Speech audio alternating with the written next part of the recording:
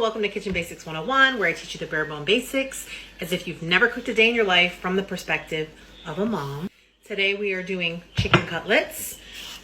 You can buy your chicken as whole chicken breasts. And honestly, you could probably use boneless thighs too if you prefer that meat to do cutlets. If you do the whole breasts, you're going to need to slice them up into thinner pieces to make cutlets. But you can also purchase chicken cutlets, which is what I purchased here. And they basically just cut the chicken breasts in half. We're still gonna need to pound these flatter because the key to a good chicken cutlet is for it to be really thin so you can get it really crispy. It's basically like an adult chicken nugget, if you're gonna be honest with yourself. We can pretend it's a little bit healthier, but we're gonna fry the chicken.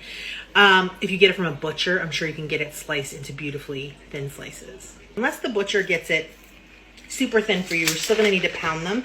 Use a plastic Ziploc bag or a piece of parchment paper. You're gonna put the chicken in between. You're gonna use the flat side of a mallet or a rolling pin or a pan, if that's all you have. And you're just going to pound on it. My camera's moving. It's easier in a plastic bag because you can see the chicken. I just don't have a big Ziploc. But you basically wanna go out. It's not how hard you can hit it. Basically want to work it out from the sides to get it like thinner. Does that make sense? Pull it up. Here, this is what it looks like when you pull it up, and you can see it's gotten pretty thin. This part is perfect. I would say this part still a little bit thick. I'm gonna go a little thinner. Everything here is raw. I've got my pieces all pounded out flat. And you could make nuggets the same way. Instead of pounding out them flat, just take the chicken and chop it up into little nuggets. I've got 2 eggs here in this pie dish. I'm just using that because it's flat, and I'm going to use it as my breading station. Now that we're at the breading, I just want to say a lot of people use a egg, flour, egg, breadcrumb, or a flour, egg, breadcrumb. I personally don't like that extra layer of flour. I do egg, breadcrumb, no flour. That's just how we do it around here, okay? Most Italian ladies, that's how they do your cutlets, no flour. I'm gonna season these breasts with a little bit, just a smidge of salt and pepper before I start. Just for that little bit of extra oomphy, you know what I'm saying? A little.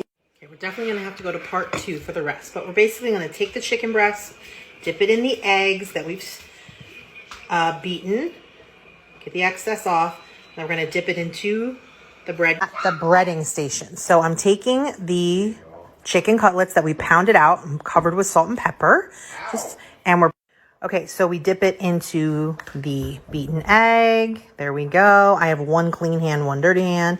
Then we dip it here into our breadcrumbs, and we cover it with breadcrumbs as best we can. I already did a couple of them, so my breadcrumbs are running a little thin here.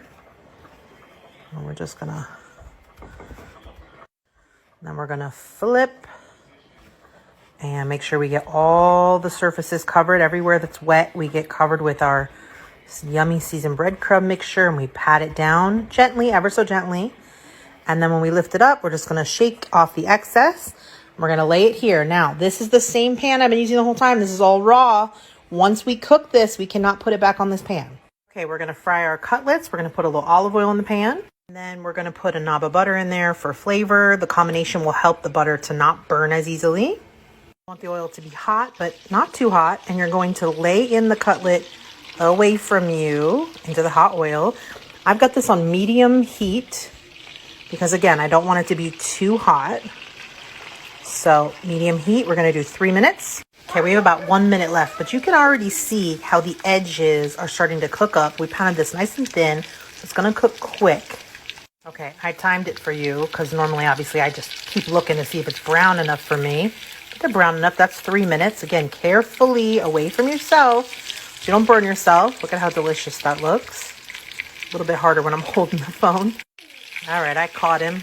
Oh, he looks pretty good too. Flip over, and you're gonna do another maybe 2 minutes on this side, but we'll check after 2 minutes. Okay, 2 minutes was definitely plenty. I'm just gonna flip this one over to make sure. A good way to tell if they're cooked through, I mean, obviously, look at how golden brown and delicious. but also when you press, they're going to be rigid. Okay, some people use a wire rack. Nona always used a paper towel. So we're going to use a paper towel.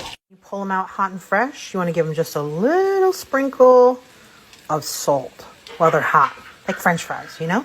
That last one always turns out a little bit blacker and crispier because your milk solids start to burn. And I'm going to be honest, she's my favorite, so everyone else is going to get those. And I'm going to eat that one.